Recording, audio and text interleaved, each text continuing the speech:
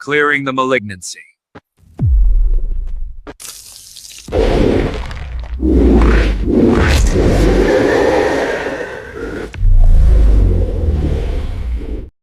In this video, I'm going to be talking about CAFs, or short for cancer-associated fibroblasts, and how they use TNTs, or tumor transfer via tunneling nanotubes. Okay, so tunneling nanotubes are actin-rich membrane bridges that physically connect CAFs to tumor cells, allowing direct cytoplasmic exchange of metabolites, organelles such as mitochondria, lysosomes, endosomes, vesicles, exosomes. So exosomes is the big one here. They basically have MVB sacs that hold cargo such as RNAs, miRNAs. What that cargo does is that it can prevent the CD70 poly A tail from being cleaved off or from being trimmed, because there are these caps on the poly A tail, and these caps, they prevent the trimming of the poly A tail, allowing the CD70 to continue to suppress CD27 on T cells or immune cells, leading to exhausted immune cells, especially at the chromatin level where it becomes shut. And once that happens, once it gets to that chromatin being shut, it is very difficult and hard to reverse. Okay, so TNT formation is stimulated by cancer-associated fibroblasts via ECM stiffness, upregulating actin polymerization. Now, actin polymerization, it is needed for some things that are good beyond the scope of this video, but in this scenario here, it's a bad thing. So ECM stiffness could be caused by advanced glycation end products, possibly from high blood sugars, especially in low potassium, because potassium is supposed to help upregulate GLUT1 or GLUT4. What those two transporters do is that they come out to the surface of the cell, they grab the sugar, and then they bring the sugar into the cell, therefore not allowing high glucose levels to be in the bloodstream, leading to ECM stiffness or extracellular matrix stiffness, therefore ECM stiffness leading to TNT formation. Okay, another way tumors, especially KRAS mutant tumors, they use exosomes, TNTs.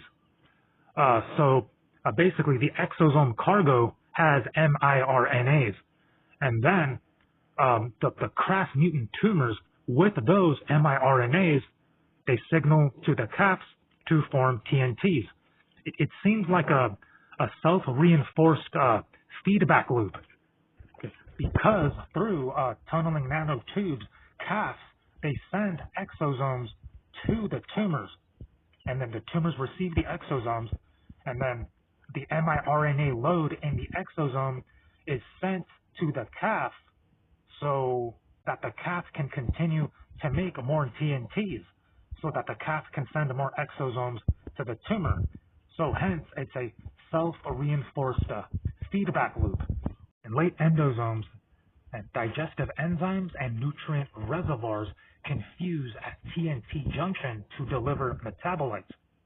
Now, CAFs act as nutrient brokers, especially for tumors. Okay, now MVBs, short for multivesicular bodies, they have sacs that have the exosomes in them.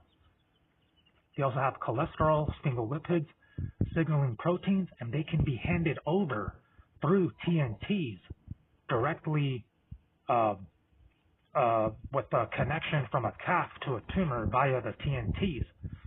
Now, the way the exosomes form, or they load up onto the sacs and the MVBs, is because of lysosomal membrane peroxidation due to magnesium deficiency. As a result of the magnesium deficiency, lysosomal membrane peroxidation continues, And the lysosomes, they lose a cathepsins. The cathepsins are supposed to degrade cargo such as exosomes. But of course, the lysosomes will not be able to degrade the exosome cargo because of the lack of cathepsins, and then that's how the tumors, they end up receiving exosome cargo from calves. Okay, here's something that can be targeted, and it is called myosin 10.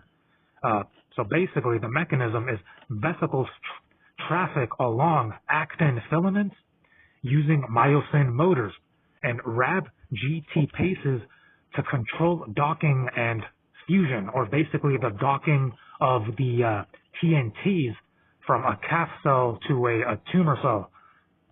So by targeting myosin 10, this could possibly stop the docking and the fusion that is allowing the handing over of so many things to the tumors, such as MVBs, exosomes, cholesterol. So it seems that tumors, they receive the cholesterol to destabilize the immune system, because if cholesterol is too high, that will have negative effects on the immune system at the lipid raft level.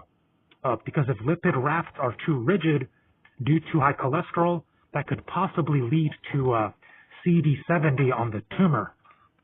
Okay, so along with myosin, there are other vesicle attachment and selective delivery molecules, such as a vesicle tethering to TNT membrane, such as tetraspanins, CD9, CD63, SNAREs, VAMP7, syntaxin.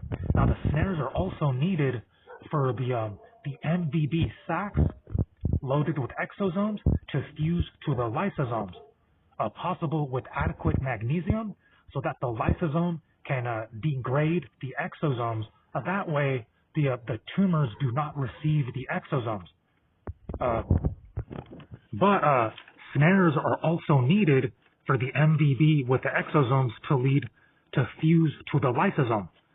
So, but by getting rid of the SNAREs, VAMP7, syntaxin 7, to avoid TNTs between calves and tumor cells, that will also disable the MVB to the lysosome. Because if the MVB sacs loaded with the exosomes does not fuse to the lysosome, it will instead, the MVB will fuse to the plasma membrane, enabling the tumors to receive the exosome cargo. Okay, so another thing that has to be targeted is RAB5 dominance. Basically, it preserves calf's exosome cargo. So it's better to switch RAB5, converting it to RAB7. RAB7 activates a degradation. So calves favor RAB5 retention to deliver intact nutrients. Some of those nutrients are fat-soluble vitamins, A, D, E, and K. So these fat-soluble vitamins are delivered via TNT fusion. So back to that myosin 10. The myosin 10 has something to do with TNTs fusing and delivery. So these fat-soluble vitamins, they are packaged into the exosomes or the MVB sacs. Okay, so another issue here is vitamin A, leading to retinoid receptors, therefore tumor gene expression. So vitamin A has also, unfortunately, been known for supporting tumors, or supposedly one of the vitamins that could be the cause of cancer. Unfortunately, tumors, they can also metabolically adapt to iron, copper, and zinc, because those minerals, they travel through transferrin or metallothionein-bound vesicles. Okay, so quick recap: TNTs plus vesicles, highly selective nutrient highways from calf to tumor. RAB5 retention in calves. It is better to switch from RAB5 to RAB7.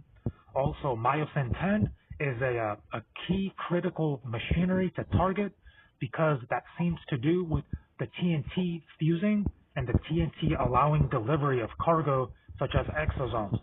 So that's it for the video. Like, comment, share, subscribe, and I'll see you in the next video.